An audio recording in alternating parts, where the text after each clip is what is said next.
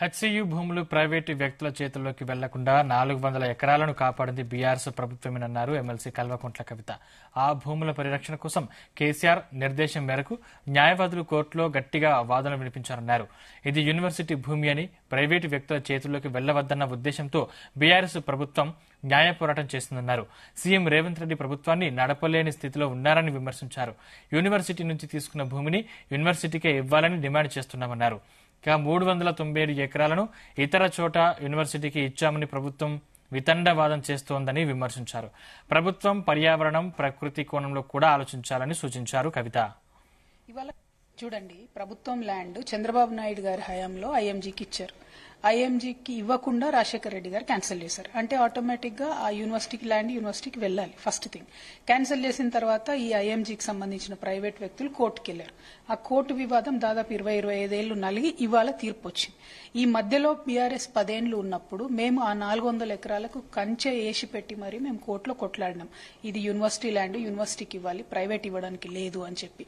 ఇవాళ తీర్పు వచ్చింది.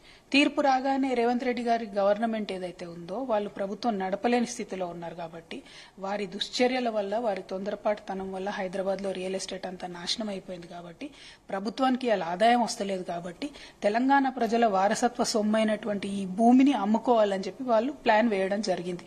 ఇది చాలా తప్పు. యూనివర్సిటీ భూమి ఏదైతే వచ్చిందో తప్పకుండా అది యూనివర్సిటీకి ఇవ్వాలని ఫస్ట్ ఇది మేము డిమాండ్ చేస్తా ఉన్నాం.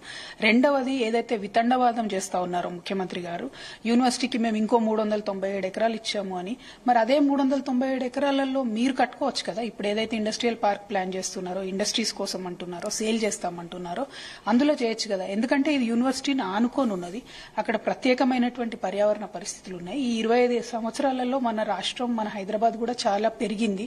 ఎక్కడ కనీసం ఒక పార్క్ లేనటువంటి పరిస్థితి, గాలి పీల్చుకోలేనటువంటి పరిస్థితి. ఆల్రెడీ అక్కడ కాంక్రీట్ జంగిల్ లాగా చాలా వచ్చేసినాయి పరిశ్రమలు. దాని పక్కనే ఇంకో 400 ఎకరాల్లో ఇంకొక 5-6 వేల కంపెనీలు వస్తే అక్కడ పర్యావరణం, వాతావరణం ఎలా ఉంటుంది, ఎంత స్ట్రెస్ పడుతుందన్న విషయం కూడా దయచేసి ఆలోచించాలి. యూనివర్సిటీ విద్యార్థులు ఇవాళ సింపుల్ ఒకటే డిమాండ్ చేస్తున్నారు. మీరు మా ల్యాండ్ ఏదైతే తీసుకున్నారో మాది మాకు ఇవ్వమని అడుగుతున్నారు. ముఖ్యమంత్రి గారు ఇన్ని వితండవాదాలు చేస్తున్నారు. ఆయన నేను ఒక ప్రశ్న వేస్తా ఉన్నా. 2500 ఎకరాలు ఆనాడు మీరు ఇందిరాగాంధీ ఇచ్చినారు అన్నారు. ఇన్ని సంవత్సరాలు కాంగ్రెస్ పాలన, ఇన్ని సంవత్సరాల టీడీపీ పాలన తర్వాత నిజంగా ఇవాళ యూనివర్సిటీకి 2500 ఎకరాలు ఉందా అండి? ఇవాళ 400 ఎకరాలు పోకుండా కాపాడింది ఎవరు? బీఆర్ఎస్ పార్టీ కదా. సో పక్క వాళ్ళ మీద నెపం వేసేసి ఏది పడితే అది మాట్లాడతామంటే మాత్రం వింటూ ఊరుకునేది లేదు. తప్పకుండా విద్యార్థులు కోరినట్టుగా ఆ 400 ఎకరాలు వాళ్ళకి ఇచ్చేసేయాలి. ఇవాళ నేను ఛాలెంజ్ చేస్తా ఉన్నా. ఒకవేళ మేము మై హోమ్ గ్రూప్ గనక ఇచ్చి ఉంటే ల్యాండ్, ఆ ల్యాండ్ యూనివర్సిటీ ల్యాండ్ అయి ఉంటే, సీఎం రేవంత్ రెడ్డి గారికి ధైర్యం ఉంటే, ఈ మాట నేను పర్టికులర్ గా చెప్తున్నా, ధైర్యం ఉంటే వారు బుల్డోజర్ తీసుకుని మై హోమ్ బిల్డింగ్ దగ్గరికి వెళ్ళమని చెప్పండి. వాళ్ళు వెళ్ళలేరు. ఎందుకంటే ఆయన బీజేపీ నాయకుడు, ఆయన ప్రధానమంత్రి మోడీ గారు పక్కన కూర్చుంటారు. కాబట్టి వాళ్ళు వెళ్ళలేరు. కాబట్టి పేదవాళ్ళ ఇల్లు ఉంటేనేమో బుల్డోజర్ తీసుకొని వెళ్ళిపోతారు. నెమళ్ళు, జింకలు, మూగజీవులు ఉంటేనేమో బుల్డోజర్ తీసుకొని వెళ్ళిపోతారు. పెద్ద నాయకులు ఉంటే మాత్రం వాళ్ళని టచ్ చేయలేరు. First thing, government land allocate చేయలేదు. సెకండ్ థింగ్, ఒకవేళ మేము అలొకేట్ చేశాము మీరు ప్రూవ్ చేయాలని